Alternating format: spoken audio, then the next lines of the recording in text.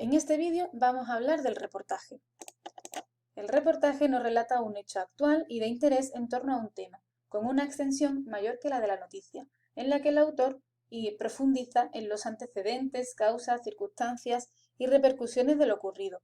Es el resultado de un trabajo de investigación y documentación por parte del periodista, que va a añadir a la noticia mapas, fotografías y gráficos que faciliten su comprensión, testimonios y entrevistas de los implicados o que tengan alguna relación con la noticia u otros datos que haya averiguado a lo largo de su investigación.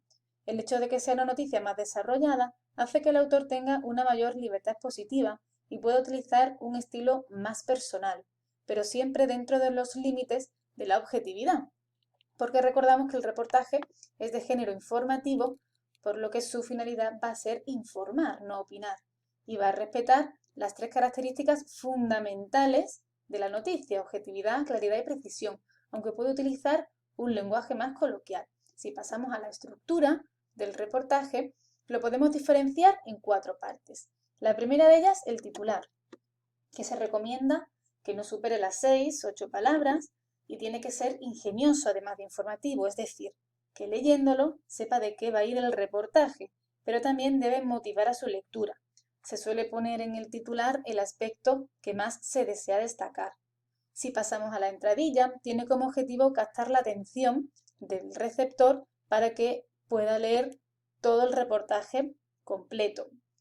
Y para ello se apoya de una serie de técnicas o fórmulas, como puede ser las 6W, que es similar a la entradilla de la noticia, donde damos respuesta a esas 6W y se cuenta en ese primer párrafo un breve resumen de lo que ha ocurrido para poner en situación de la noticia a lectores que estén poco informados y así puedan saber del hecho del que se va a profundizar.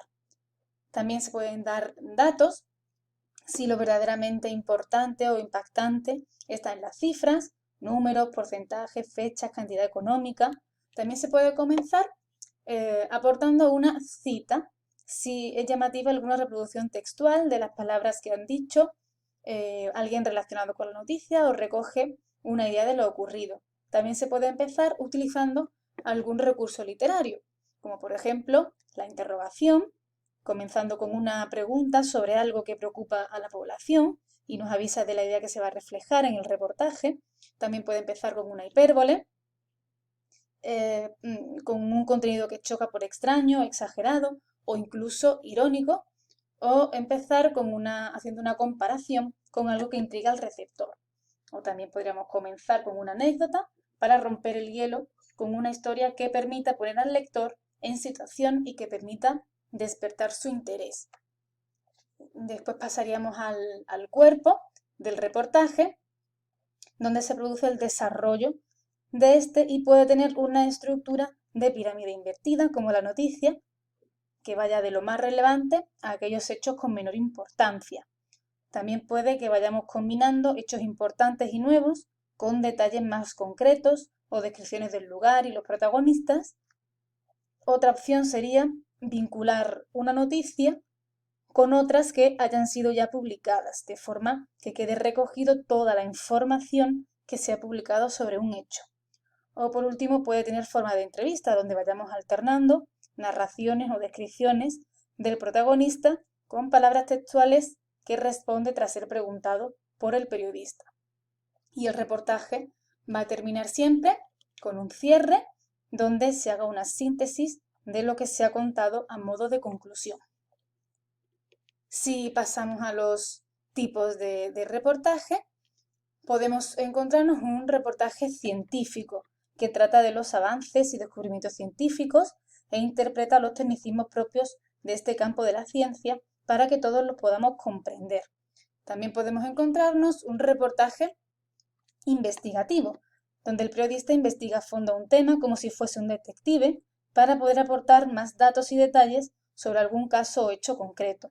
En muchas ocasiones, este trabajo de investigación se lleva a la televisión y emiten una serie de reportajes contando sus averiguaciones. También puede ser un reportaje formal que ofrece en orden cronológico los hechos. Incluso el periodista puede incluir de alguna forma su opinión personal. Estas características del reportaje formal a veces también pueden aparecer en el reportaje investigativo, con la finalidad de que el receptor adopte una opinión concreta sobre el tema investigado. También podemos tener un reportaje explicativo, si profundiza en las causas y consecuencias de algún hecho en concreto que ha sido noticia de forma reciente. También podemos tener un reportaje de interés humano, si trata de una persona o un grupo de personas y destaca algún aspecto de su vida, describe su forma de ser o simplemente habla sobre ella para que se la conozca más. Aquí ya lo importante no es la trama, como en los tipos anteriores, sino la persona. Hay otro tipo de reportaje que surge a raíz de este, que es el reportaje autobiográfico, que consiste en que el propio reportero es la persona de la que se habla.